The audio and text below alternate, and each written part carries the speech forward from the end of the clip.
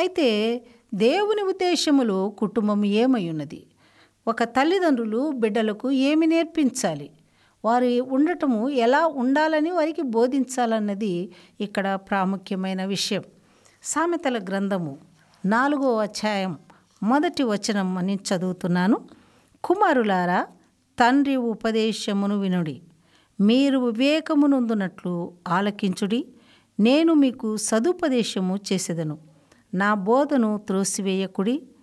నా తండ్రికి నేను కుమారుడుగా ఉంటిని, నా తల్లి దృష్టికి నేను సుకుమారుడనైన ఏక కుమారుడనై ఉంటిని అంటూ తండ్రి కుమారునికి ఏది బోధిస్తున్నాడో మనము గమనించి చూసినట్లయితే 6వ వచనాన్ని మనము చదువుదాం.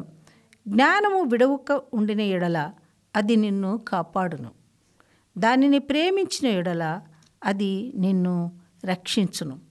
జ్ఞానము సంపాదించుటయే జ్ఞానమునకు ముఖ్యాంశము. నీ సంపాదన అంతయు ఇచ్చి బుద్ధి సంపాదించుకొనుము అని ఇక్కడ చెప్తున్నాడు.